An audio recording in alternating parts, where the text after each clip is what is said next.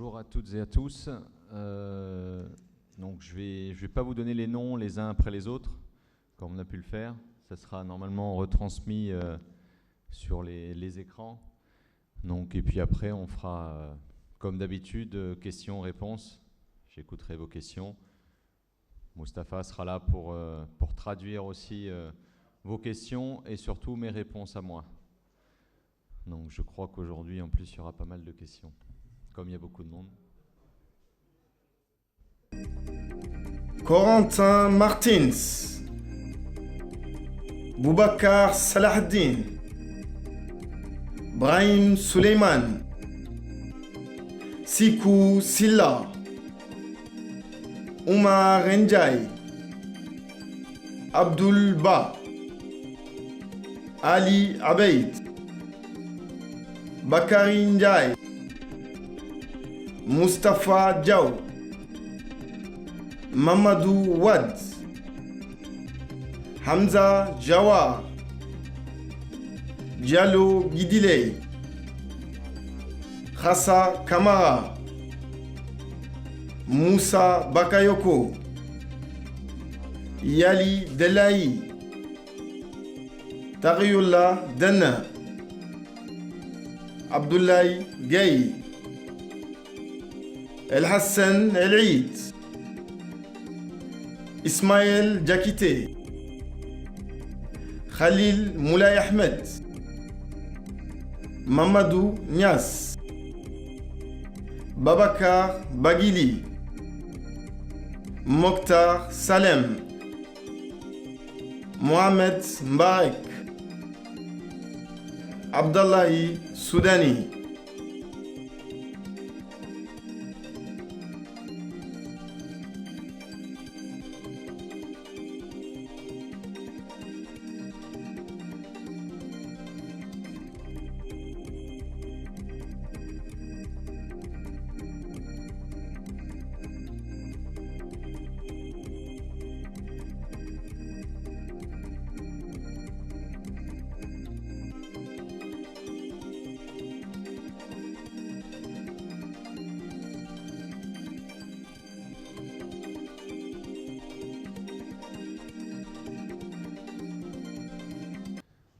Déjà, je trouve que le fait qu'on ait fait 2 stages entre le mois de novembre, c'est le dernier match qu'on a joué contre la Tunisie, et le mois de mars contre la Gambie, c'est déjà énorme, parce que les autres pays ne font pas de rassemblement, parce qu'il n'y a pas de date FIFA. Il faut savoir que les dates FIFA, c'est novembre et mars. Donc nous, on a voulu faire 2 mini-stages que pour les locaux, parce qu'on ne peut pas appeler les expatriés, pour qu'on puisse apprendre toujours à progresser et à travailler ensemble pour préparer ces deux matchs importants pour nous dans la poursuite, dans la suite à la qualification pour la CAN 2017. Donc c'était 2 semaines de stage importantes pour le travail pour nous. Bon, j'espère que le président n'a pas fait appel à un nouveau sélectionneur. C'est pas Martinez, c'est Martins. Qu'est-ce que j'attends de ces 2 matchs? Ça fait un peu plus d'1 an que je suis là. On avait 3 compétitions entre le CHAN, qualification pour la Coupe du Monde, et qualification pour la CAN 2017. On s'est fait éliminer du CHAN face à une équipe du Mali qui était au-dessus de nous, même si on aurait pu espérer peut-être passer avec un peu plus de... pas de chance, mais de qualité, parce qu'en face, il y avait de la qualité. C'est une équipe qui est allée loin et après derrière avec le CHAN, donc bon, ça prouve qu'il y avait quand même de la qualité. Coupe du Monde, qualification pour la Coupe du Monde, on tombe face à la Tunisie, où c'est une des grandes nations du foot en Afrique.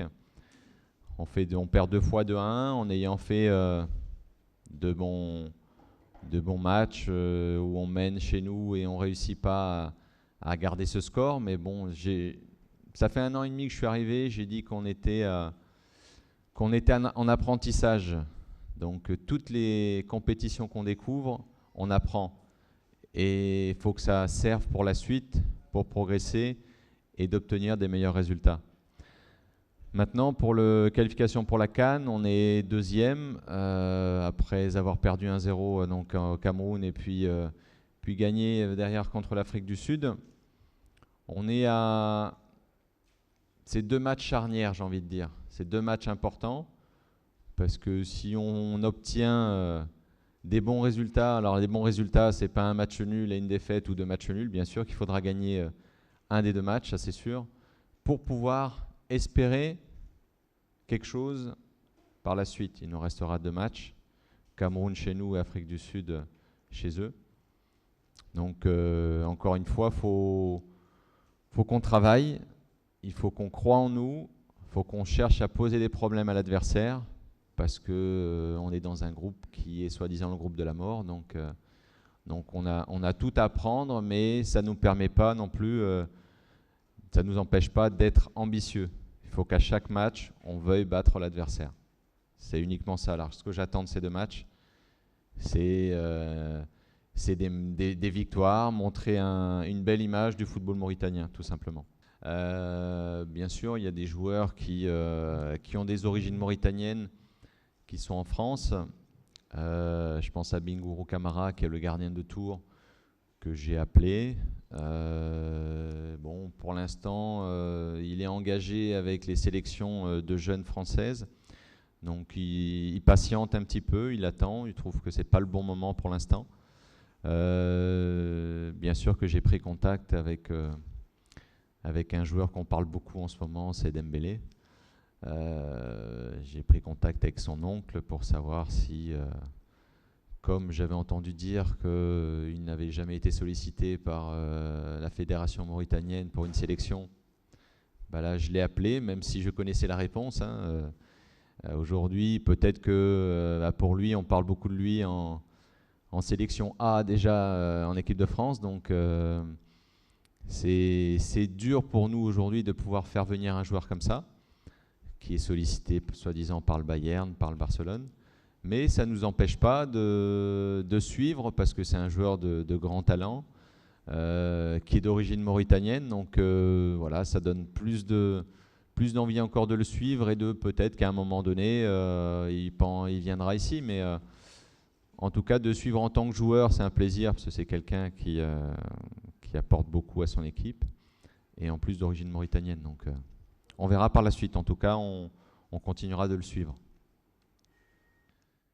Bah, bien sûr que ça fait depuis quelques mois déjà qu'on travaille sur l'adversaire, sur la Gambie, même si là aujourd'hui ça se rapproche. Donc depuis le mois de novembre, dernier match contre la Tunisie, depuis le dernier match, je prépare le prochain, c'est la Gambie. Donc j'ai vu leur match face à l'Afrique du Sud et face au Cameroun. C'est vrai que c'est une équipe qui défend très bien, qui est agressive, qui est très dynamique, qui joue bien au ballon. Donc c'est une équipe qui sera très très difficile à jouer. La preuve, c'est qu'ils ont fait un match nul en Afrique du Sud et ils ont perdu que 1-0 face au Cameroun. Donc c'est une bonne équipe, et il faudra que nous on soit vraiment à 150% pour gagner contre eux. Et juste pour répondre à votre question, bien sûr que les erreurs qu'on peut faire dans les matchs contre la Tunisie, il faut que ça serve pour les prochains matchs, pour progresser. Il ne faut pas renouveler les mêmes erreurs, ça c'est sûr.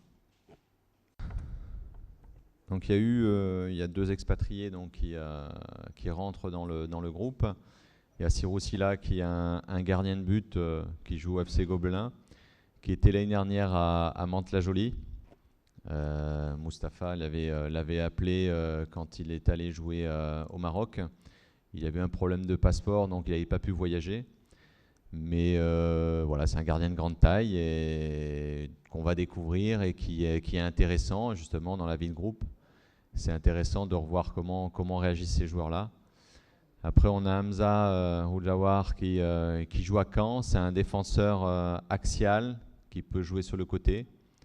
Je le suivais et là, c'est peut-être le bon moment pour lui, pareil, de le découvrir dans un groupe. Donc c'est un joueur qui a des qualités techniques, qui a une bonne qualité de relance. Voilà un peu pour les deux joueurs. Juste pour répondre, savoir si ça va être des titulaires ou pas. Je ne peux pas dire aujourd'hui si ça va être des titulaires ou pas. Ce serait donner quelques billes à la Gambie, qui sait qui va débuter. Ça, on verra ça dans la semaine. Pardon. Ouais.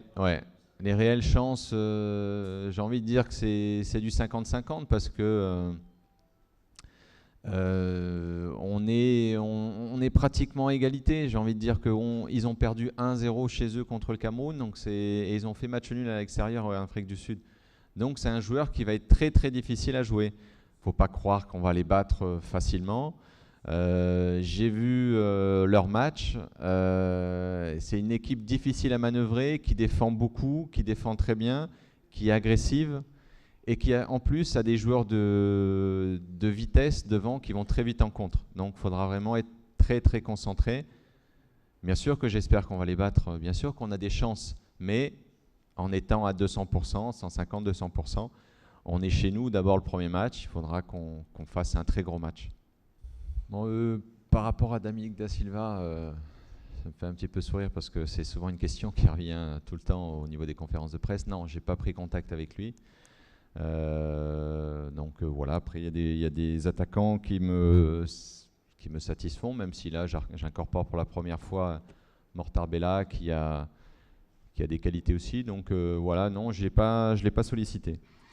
Sur l'égalité expatriés locaux, vous me l'apprenez. Je n'ai même pas regardé, je ne fais pas attention à ça. Moi, c'est tous des joueurs mauritaniens. Donc j'essaye de former le meilleur groupe avec les meilleurs joueurs du moment pour pouvoir gagner des matchs. Et sur l'autre question, c'était... Ah oui, voilà, les différents joueurs, c'est pareil. Ça, je ne regarde pas TVZ, Concorde ou Adibou. Je regarde les matchs et je regarde les joueurs qui m'intéressent et qui peuvent nous apporter un plus et nous faire gagner les matchs. C'est uniquement ça. C'est pas tel ou tel club, c'est pas ce qui compte pour moi. Déjà pour parler d'Adamaba, comme c'est la question, il n'y a aucun problème entre lui et moi. C'est moi qui l'ai lancé en Ligue 1 à Brest, en France. Donc s'il y a bien quelqu'un qui doit quelque chose à l'autre, c'est peut-être lui. Donc aujourd'hui, Adama n'est pas là. Parce que, bon, je l'ai déjà dit il y a quelques semaines déjà, il a préféré donner priorité à son club plutôt qu'à la sélection, tout simplement. Il n'y a pas de problème de conflit avec l'entraîneur, non, on n'a aucun souci. Il avait un problème de poste, il souhaitait jouer à un autre poste, mais après, pour jouer à notre poste, il faut être, dans ces cas-là, accepter la concurrence d'un joueur comme Bessam, parce que c'est à ce poste-là qu'il veut jouer, comme il joue actuellement dans son club. Et voilà, c'est uniquement ça. Après, j'ai aucun souci avec les expatriés qui, à un moment donné, refuseront de venir, parce que les expatriés qui viennent se sentent bien, il y a une bonne ambiance, il y a une bonne ambiance de travail, il n'y a aucune raison. Là, c'est un cas bien à part. C'est Adama, encore une fois, qui a décidé de ne pas venir. Ce n'est pas un problème avec moi, c'est un problème avec lui, c'est qu'il donne priorité à son club. Donc c'est uniquement ça. Encore une fois, on aurait pu, en tout cas le président et la fédération auraient pu le sanctionner parce qu'un joueur n'a pas le droit de refuser une sélection. On ne veut pas rentrer dans un conflit. Il est jeune, peut-être qu'il réfléchira différemment les prochaines fois, mais en tout cas, la porte reste ouverte. J'ai toujours dit, la porte reste ouverte aux meilleurs joueurs mauritaniens.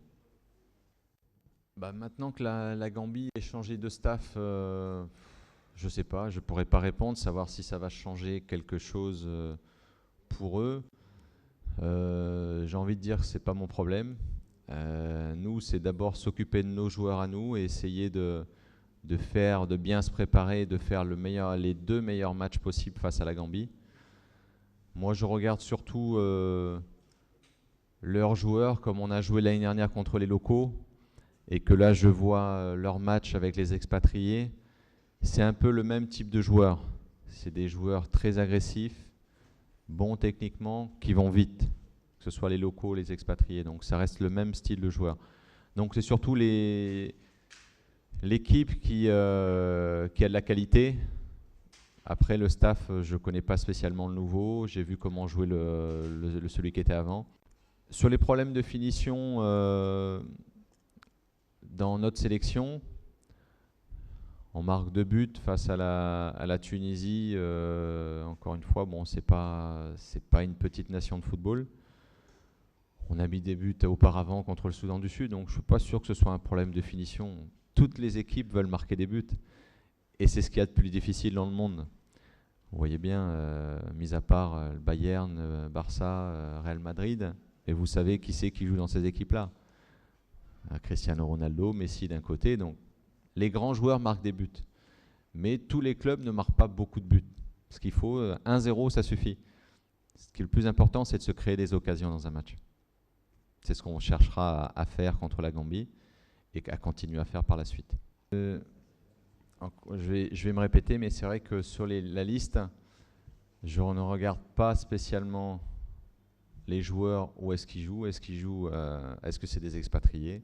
Est-ce que c'est des locaux? Est-ce qu'ils sont jeunes? Pas jeunes? J'essaye de prendre les meilleurs joueurs. C'est uniquement ça qui m'intéresse. C'est une liste. Je ne regarde pas les âges. Moi, je regarde les joueurs qui peuvent m'apporter beaucoup. Voilà, c'est la qualité des joueurs. Il y a eu quelques changements, c'est vrai. Hamza, comme je dis, prend la place un petit peu de Aboussi. Aboussi qui n'était pas un titulaire avec nous en sélection A. Donc voilà, je sors un joueur, j'en rentre un autre. Pour découvrir un petit peu plus la vie de groupe, dans la vie d'un groupe comme Hamza. Aboussi, je connais très bien et il n'y a pas de problème. Donc c'est ouvrir la porte aussi à d'autres joueurs pour voir un peu ce qu'ils donnent à la sélection. Donc avec Aboussi, non, vraiment pas de souci. C'est quelqu'un qui a très bonne mentalité, qui travaille, il n'y a pas de problème. C'est juste un changement par rapport à un autre joueur qui est Hamza, qui incorpore. Après, je parle beaucoup de la Gambie, c'est normal. C'est normal parce que si je ne parle pas de la Gambie, je me rappelle après notre victoire contre l'Afrique du Sud, tout le monde disait qu'on allait terminer premier du groupe. Et encore une fois, c'est très très difficile. Tout le monde le dit qu'on est dans le groupe de la mort, donc avec l'Afrique du Sud, le Cameroun, la Gambie et nous. Les deux qui font le plus peur, c'est le Cameroun et l'Afrique du Sud, par leur nom. Mais la Gambie a failli créer des surprises quand même, a créé une en Afrique du Sud en faisant match nul, et a perdu que 1-0 chez eux face au Cameroun. Donc c'est pas uniquement, c'est pas de la peur, c'est juste vous mettre en garde que c'est pas simple. Nous, on le sait, quand on est sur le terrain, quand on voit les matchs, on sait que ça va pas être facile. Mais c'est pour faire comprendre qu'il ne faut pas croire qu'on va gagner 2, 3, 4, 5-0. Hein.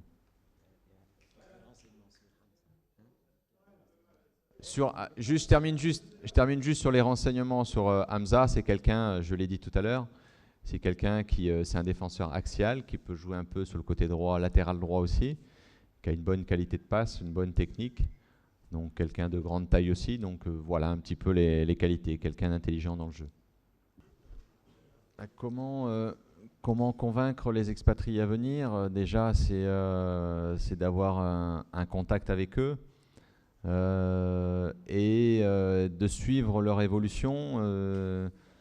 Vous savez, quand on n'est pas international dans un pays et qu'on a la possibilité de le faire par deux manières, je parle aux Français et d'origine mauritanienne, on est toujours attentif. Même si aujourd'hui la Mauritanie ne fait pas partie des grandes nations de football. Mais c'est quand même être international, donc c'est quand même quelque chose d'important. Et c'est aussi un pays d'origine. Donc il y a aussi cette notion-là, des parents, des choses comme ça. Donc ne serait-ce que sur le fait qu'aujourd'hui, pour donner encore plus envie, je vais aller chercher Dembélé, de le faire venir. Il faut que nous, on ait des bons résultats, qu'on donne envie aux joueurs de venir. C'est uniquement ça, c'est le travail.